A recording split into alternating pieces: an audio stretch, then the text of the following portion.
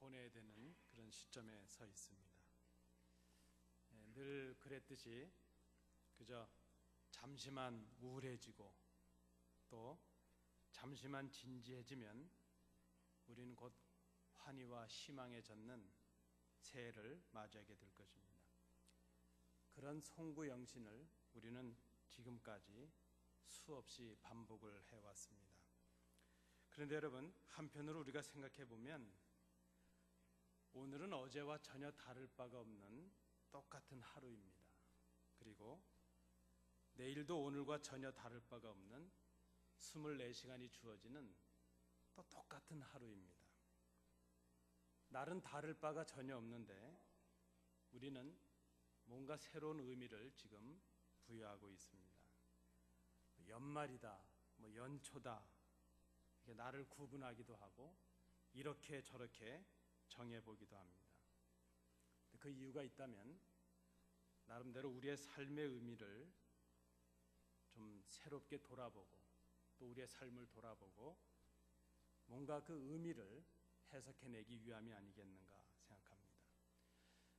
뭔가 좀 반성적으로 우리의 삶을 좀 돌아봄으로 인해서 좀 보다 나은 미래를 꿈꾸고 소망하기 위해서 우리는 이렇게 날을 정하고 또 시간을 정하고 이 시간에 모여 있구나 생각합니다. 우리 옆에 계신 성도님들이 바로 우리와 1년을 함께 이 교회를 몸으로 지켜오신 우리 사랑하는 성도들입니다. 좌우로 보시면서 한번 인사하시겠습니다. 잘 오셨습니다. 인사하시겠습니다. 오늘 참석하시면 2년 동안 만나시게 되는 겁니다. 다들 힘드실 시간이시죠? 저도 지금은 자야 될 시간인데 저는 이렇게 늦은 시간에 깨어본 적이 없었습니다. 여러분도 많이 피곤하실 텐데 하나님의 말씀으로 은혜를 받으실 수 있길 바랍니다. 사도 바울에게 있어서 그리스도 안에 있다 하는 이 표현은 그리스도와 연합되는 것을 의미합니다. 그리스도와 하나 된다는 의미가 있습니다. 오늘 본문에 보니까 그리스도 안에 있는 사람은 새로운 피조물이 된 사람이라 이렇게 말합니다. 이 새로운 피조물이 되었다는 것은 어디에서 태어났느냐, 어떤 인종이냐, 남자냐 여자냐 이런 것과 상관이 없습니다. 누구든지 그가 세상에서 천한 사람이든지 아니든지 가진 사람이든지 아니든지 누구든지 그리스도의 죽으심을 자신의 죽음으로 받아들이고 고백하는 사람, 십자가에서 죽으신 예수 그리스도를 그 구주로 고백하고 자기 삶의 주인으로 삼는 사람, 그 사람은 그리스도와 영적인 연합을 이룰 수 있는, 그래서 그리스도 안에 거하는 사람 이렇게 말할 수 있습니다. 그런 사람들은 하나님의 새로운 창조물이 됩니다. 새로운 피조물이 된다는 의미입니다. 그리스도를 믿음으로 영적인 교제를 갖게 되었을 때에 그의 안에 그리스도로 말미암은 새로운 창조를 하나님께서 이루신다는 것입니다. 그때 우리는 새로운 존재가 될 수 있습니다. 근데 여러분, 오늘 본문을 잘 보시면 결론적으로 말씀을 드리면 새 것이 되는 유일한 길은 예수를 믿는 길밖에 없습니다. 성경이 증거하고 있는 것이 무엇인가 하면 우리가 새로워진다거나 혹은 우리가 새 것이 되기 위해서 할 수 있는 능력이 우리에게는 없다는 것입니다. 우리가 새 것이 될 수 있는 유일한 길은 우리가 예수 그리스도 안에 거하는 길뿐입니다. 이것이 우리가 예수를 믿는 이유요, 우리의 신앙의 고백이라 이렇게 말할 수 있습니다. 그리스도 안에 거하는 사람, 그 사람은 새 것이 됩니다. 새 사람이 됩니다. 새 사람이 된 우리에게 나타난 변화가 있는데 그것은 이전 것이 지나가는 것입니다. 그러나 이 새로운 피조물이 된다는 것, 이것은 사실 잘 생각해 보면 우리가 전혀 새로운 존재가 되는 것을 의미하지 않습니다. 아니, 우리가 예수님을 믿고 새로운 존재가 되거나 새로운 피조물이 된다고 해서 우리가 어떤 새로운 어떤 신령한 능력을 갖는다든지 이 땅의 육체를 초월해서 살 수 있는 어떤 슈퍼맨 같은 그런 능력이 우리에게는 주어지지 않는다는 것입니다. 우리가 전혀 새로운 존재가 된다는 그런 모습을 상상해서는 안 될 것입니다. 우리는 예수를 믿고 구원을 받아도 여전히 육의 몸을 입고 있고, 여전히 살고 있던 동일한 세계에 살아가야 되고, 여전히 육체의 욕망과 그 욕심을 죄로 인해서 우리가 그 죄로 인해서 굴복당할 수밖에 없는 연약한 몸을 가지고, 연약한 가능성을 가지고 이 땅을 살아가게 된다는 것입니다. 이런 말이 있습니다. 하나님의 복은 약속된 것이지 보장된 것은 아니다 하는 말이 있습니다. 우리가 예수를 믿고 구원을 받으면 가만히 있어도 새로운 존재로, 하나님의 자녀로 신령한 삶이 사라지는 것이 아니라는 것입니다. 하나님의 복으로 약속해 주셨던 가나안 땅은 이스라엘에게 그냥 주어지지 않았습니다. 이스라엘은 눈물을 머금고 그 땅을 하나님을 의지하고 말씀에 순종해서 그 땅을 정복해야만 했습니다. 땅을 얻기 위해서 싸워 나가야만 했습니다. 하나님께서 주시는 복은 약속입니다. 그저 가만히 있어도 얻을 수 있는 것이 아닙니다. 그럼에도 불구하고 우리가 기억해야 될 중요한 사실이 있는데, 그것은 그리스도와 세상에 대하여 우리가 새로운 관계를 갖게 되었다는 것입니다. 우리는 아직 연약합니다. 부족합니다. 그러나 새로 바뀐 사실이 있는데, 그리스도와 우리가 새로운 관계를 갖게 되었다는 것입니다. 그것은 하나님의 약속을 얻게 하시는 그 하나님의 은혜의 선물로 우리에게 주어진 것입니다. 그래서 새로운 피조물이 된 사람은 이전과는 전혀 다른 생활 방식과 사고 방식을 따라 살아가게 된다는 것입니다. 과거에는 그리스도를 핍박했으나 이제는 그리스도의 종이 됩니다. 전에는 과거에 그 죄 속에 살아갔지만 이제는 하나님의 은혜에 따라 사는 사람이 된다는 것입니다. 그런 의미에서 결국 새 것이 된다는 것은 그리스도와 새로운 관계를 맺는 것을 의미합니다. 오늘 우리는 주님 앞에서 지난 우리의 한 해를 돌이켜봅니다. 하나님께 용서를 구하실 일은 없었는지, 그리스도 안에 거함으로 마땅히 버려야 했는데 버리지 못한 것들은 없었는지, 교회와 그리스도를 위해서, 성도들을 위해서 마땅히 했어야 됐는데 하지 못했던 그런 일은 없었는지, 우리가 하나님 앞에서, 사람 앞에서 용서받아야 할 일들이 무엇인지, 그리고 내가 관용함으로 용서를 베풀고 용서해야 될 일이 무엇인지, 이것은 그리스도와 새로운 관계에 있는 사람으로서 우리의 삶의 모습이 어땠는지를 생각해 보는 것입니다. 그리스도 안에 거함으로 새 것이 된 사람의 모습, 새 것이 된 사람의 삶의 모습이 지난 1년 동안 우리 삶 속에 없었다면 우리는 정직하게 내가 아직 새 것이 되지 못할 수도 있음을 생각해야 될 것입니다. 그것은 우리가 아직 그리스도 안에 거하지 못했다는 증거도 될 수 있기 때문입니다. 우리가 새해를 맞이하기 전에 이 시간 하나님 앞에 우리의 죄를 고백하며 함께 기도하시겠습니다. 우리가 작년에 나누셨던 말씀이 고린도후서 5장 17절의 말씀이었습니다. 그리고 이제 올해 새해 말씀을 로마서 12장 1절 2절의 말씀으로 시작을 합니다. 우리가 작년에 나누셨던 말씀의 제목은 새 것이 되려면 하는 제목이었는데, 새해 나누시는 말씀의 제목은 그렇다면 새 것이 되었다면 하는 제목입니다. 그러므로 우리가 새 것이 되었으므로, 우리가 그리스도 안에 거하는 새 것이 되었다면 우리가 할 일이 무엇인가 하는 것을 생각해 봅니다. 로마서 12장은 우리가 예배자의 삶을 살아야 된다 하는 것을 말씀하고 있습니다. 하나님 앞에서 하나님 기뻐하시는 산 제물이 되어서 예배를 드리는, 제사를 드리는 삶을 살아가라 말합니다. 그것은 구체적으로 우리의 몸을 하나님이 기뻐하시는 거룩한 산 제물로 드리는 것이라 그랬습니다. 우리의 몸은 오늘 본문이 말하는 이 몸이라는 단어는 우리의 전 인격을 포함한 우리 전부를 말하는 것입니다. 그저 우리의 육체만 드리라 하는 것이 아니라 우리의 혼과 영을 포함한 우리 전 인격 전부를 하나님께 드리라 하는 그런 의미입니다. 우리의 전 생애를, 우리의 모든 소유를, 우리가 할 수 있는 모든 능력을 하나님 기뻐하시는 일을 위해 살아가는 것, 그것이 바로 예배자가 되어서 살아가는 삶이라 이렇게 말할 수 있습니다. 그러면 우리의 전 생애를 통해서 예배자로 살아가야 될 우리에게 필요한 것이 무엇인가 하는 것을 생각해 볼 필요가 있습니다. 그것이 바로 변화라는 단어입니다. 여러분 저를 한번 따라해 주십시오. 변화. 변화. 예, 고맙습니다. 오늘 우리가 새해 첫날, 첫 시간에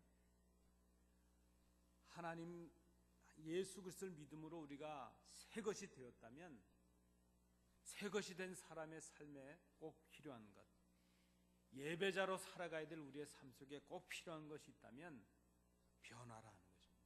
변화. 오늘 우리가 이 주제를 생각해 봅니다. 무엇을 위한 변화인가?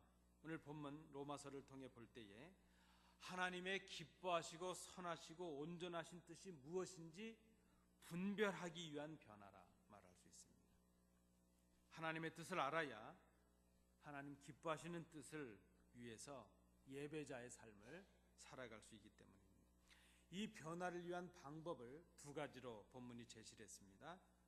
하나는 소극적인 방법이고 하나는 적극적인 방법입니다. 소극적인 방법은 이 세대를 본받지 말라 하는 것입니다.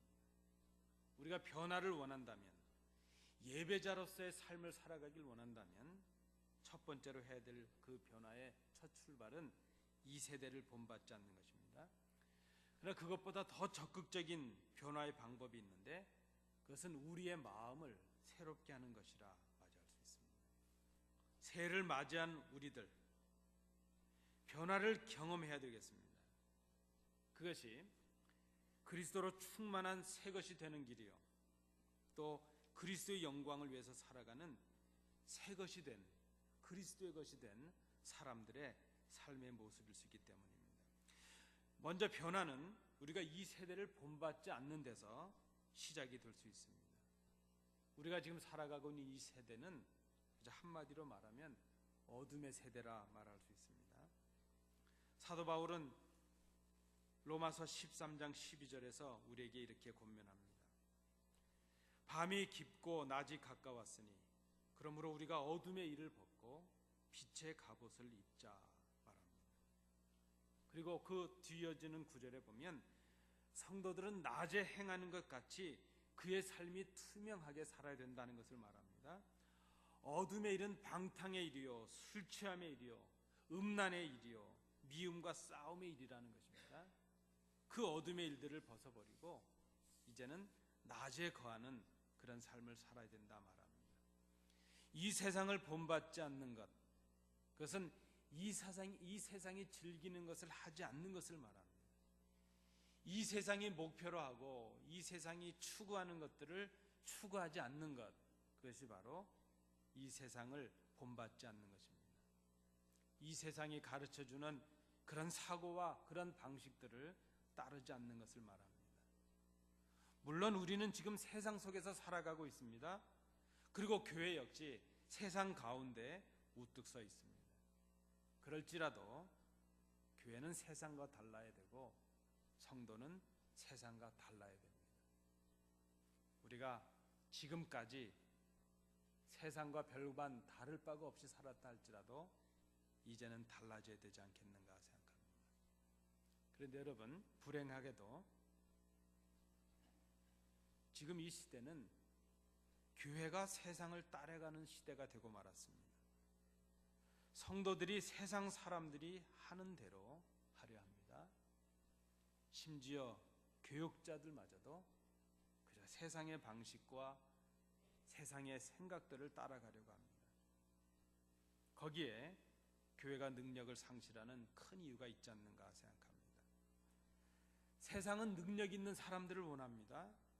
아니, 능력 있는 사람들만이 대접을 받고 그런 사람들만이 살아남을 것 같은 것이 바로 세상입니다. 그런데 여러분, 교회는 능력 있는 사람이 대접을 받는 곳이 되어서는 안 됩니다. 능력 있는 사람들이 더 많이 섬기는 곳이 바로 교회가 되어야 됩니다.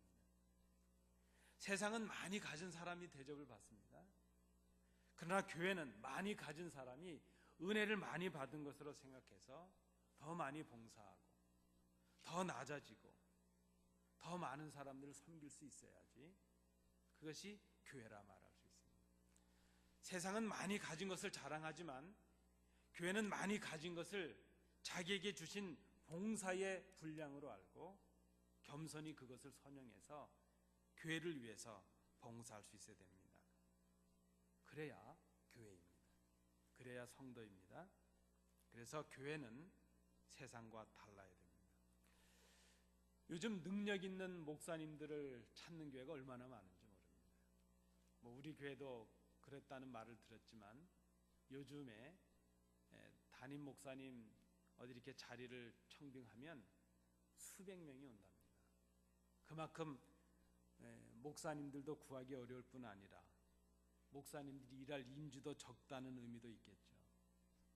그런데 하나같이 교회들은 능력 있는 목회자들을 구하고 있습니다.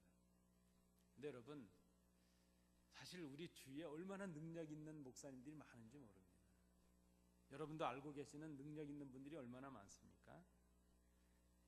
그런데 정말 능력 있는 목회자들이 이 시대에 그렇게 없어서 교회가 이런 어려움을 당하고 교회가 세상의 조롱거리가 되고 교회가 무너져 가고 있는가 하는 것을 생각해 봅니다. 능력 있는 목회자들보다 진실하고 정직하고 성실한 목회자가 필요한 때가 아닌가 생각합니다. 능력 있는 목회자는 아마 자신의 능력만큼 교회를 인도하고 부흥하게 할 수 있을 것입니다. 그러나 정직하고 신실한 목회자는 자신의 부족을 위해서 하나님을 의지하는 목회자가 될 것입니다. 그리고 자신의 부족을 채우시는 하나님의 능력만큼 교회를 인도하고 부흥하게 할 것입니다. 저는 어차피 능력은 없는 사람이니까 저는 정직한 목회자가 되려고 노력하겠습니다. 그리고 성실하고 진실한 목회자가 되도록 노력하겠습니다. 우리 성도님들께서 부족한 저를 위해서도 그렇게 기도해 주시기 바랍니다. 그런데 여러분, 이렇게 겉으로 드러난 일들보다 더 절실하고 적극적인 변화가 있는데 그것은 바로 우리 마음이 새로워져야 된다는 것입니다. 우리의 행동들은 사실 마음에서 비롯된 것이기 때문입니다. 마음이 새로워지지 않으면 행동은 변화하지 않기 때문입니다. 제가 한국에서 교회를 섬길 때 일입니다. 그 교회는 수천 명이 모여서 예배를 드리는 교회였습니다. 저희가 있을 때는 작년 예배가 4부였는데 지금은 5부로 예배를 드린다고 합니다. 주차장이 너무나도 부족해서 교회 주변의 공영 주차장들은 다 계약을 맺어서 빌렸었습니다. 교회와 접한 학교 운동장까지 주차장으로 사용을 했습니다. 그런데도 부족해서 그저 남자의 빠른 걸음으로도 5분 이상을 걸어와야 되는 그 다리 밑에 강변에 공영 주차장을 새로 마련을 했습니다. 그리고 교회에서 광고를 했습니다. 교회에 일찍 오셔서 오래 머무실 분 혹은 중직자들, 교역자들 이런 분들은 그곳에 가급적이면 주차를 하시고 교회 주차장이나 교회 가까운 곳에 있는 주차장은 늦게 오시는 분이나 노약한 분들이나 혹은 새신자들, 이 방문자들이 사용할 수 있도록 그렇게 양보를 하자 하는 것을 이제 광고를 했습니다. 주차를 안내하는 분들이 그렇게 안내를 했다는 것입니다. 근데 하루는 교회 앞에서 일부 예배도 시작하기 전에 주차 안내원과 예배 시간에 오시는 분하고 시비가 붙었습니다. 교회 아침에 말이죠. 근데 그분의 그 주장이 그렇습니다. 그분은 지금 일찍 왔기 때문에 교회 주차장에 편한 곳에 주차를 하려고 했는데 안내위원들이 그분은 성가대원도 있고 또 해야 되고 교회 오래 머무실 분이니까 교회에서 안내를 한 대로 저기 다리 밑에 가서 그 강변에다가 차를 대고 좀 다리를 건너서 오라, 이렇게 안내를 했다는 것입니다. 그것 때문에 지금 시비가 생긴 것이죠. 제가 그 시비가 나서 그곳에 갔습니다. 그분이 저에게도 따지는 겁니다. 내가 뭐 하려고 일찍 왔는데, 내가 일찍 왔으니까 좀 편한 곳에 주차를 하는 게 내 권리가 아니겠는가. 내가 그렇게 하려고 지금 왔는데, 아니 늦게 온 사람이 좋은 자리 찾고 교회 처음 온 사람이 좋은 자리 찾을 거면 내가 이 교회를 얼마나 다녔고 얼마나 이것 때문에 일찍 왔는데, 이건 교회가 잘못하는 거고 불공평한 거라고, 이래서는 안 된다고 막 역정을 내는 겁니다. 제가 뭐라 그랬을까요? 맞습니다, 되시지요, 이러고 그냥 들어왔습니다. 여러분, 세상에서는 그분의 말이 맞습니다. 그러나 교회는 그러면 안 됩니다. 그의 마음에는 아직 그가 주인이죠.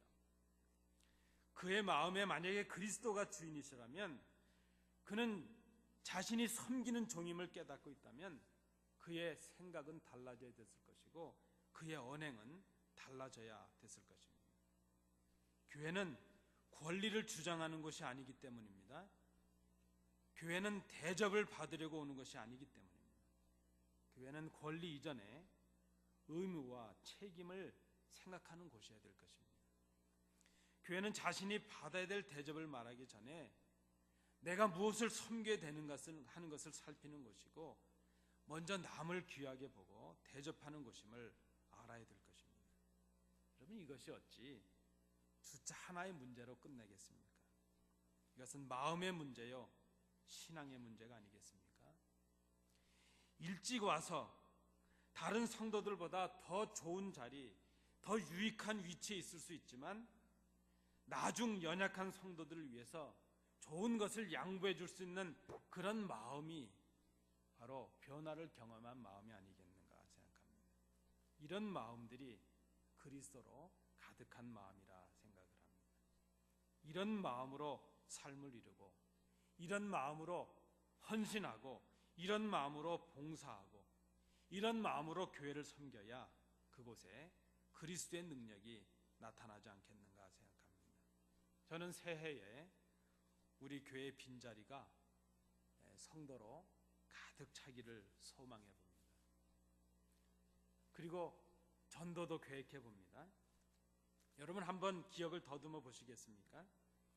우리 교회가 시작이 되고 난 이후에 이 예배당이 예배 드리는 그 자리가 차고도 넘쳐본 경험이 우리에게 있었는가 하는 생각을 해봅니다.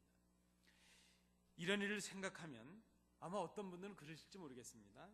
그저 어떤 교육자들을 떠올려도 보고, 어떤 중직자들을 생각도 해보고, 누구누구 때문에 이렇게 됐고 누구누구의 책임이라 이렇게도 말할 수도 있겠습니다.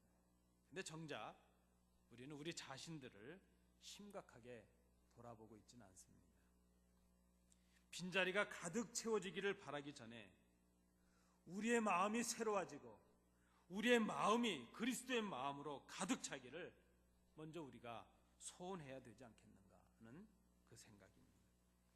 우리의 마음이 그리스도의 마음으로 가득하는 이 새롭게 됨을 경험하게 된다면, 그런 마음으로 우리가 예배하고 그런 마음으로 주를 섬기게 된다면 이 빈자리는 하나님께서 채워주실 것이라 저는 확신합니다. 우리가 그리스도의 섬김의 모습으로 충만해지는 것이 먼저가 아니겠는가. 그것은 우리의 마음을 새롭게 함으로 가능할 수 있습니다. 우리 마음속에 내 마음이 아니라, 내 욕심이 아니라, 내가 대접을 받아야 되겠다는 권리가 아니라 그리스도의 마음으로, 종이 되는 마음으로, 정직한 겸손의 마음으로, 섬기겠다는 마음으로 우리 속에 가득 차게 될 때에, 그리스도가 우리의 마음의 주인이 되실 때에, 그때 우리의 새로운 변화가 일어나고 우리 교회의 부흥의 역사가 시작될 것이라 저는 생각합니다. 사랑하는 성도 여러분, 새해를 맞이했습니다. 결단해야 될 것입니다. 우리는 33년 이렇게 매번 묵은 해를 보내고 새해를 맞이해 왔습니다. 날이 바뀐다고 우리가 바뀌지 않습니다. 해를 거듭한다고 우리가 부흥하는 것이 아닙니다. 우리의 심령의 변화가 없고 내 마음이 새로워지지 않으면 교회가 새로워지지 않습니다. 하나님의 능력이 나타나지 않습니다. 우리 변화의 첫 출발은 우리 심령 속에 그리스도가 마음의 주인이 되시게 하는 것입니다. 여전히 내가 나의 주인이라면 변화를 경험할 수 없을 것입니다. 새해를 맞이한 여러분, 이제 결단할 때가 되었습니다. 우리의 시간이 그렇게 많지 않습니다. 우리의 마음이 새로워질 수 있기를, 이것이 새 것이 된 사람들의 마땅한 일이 아니겠는가 생각합니다. 우리 2015년 기회를 주신 이 한 해를 놀라운 변화를 일으키는, 우리 모두가 다 그 변화로 인하여 감격할 수 있는, 하나님 정말 기뻐하시는 그런 교회를 이루는 우리 한 해, 새로운 해가 될 수 있도록 우리의 최선을 다하시는 우리 성도들이 될 수 있게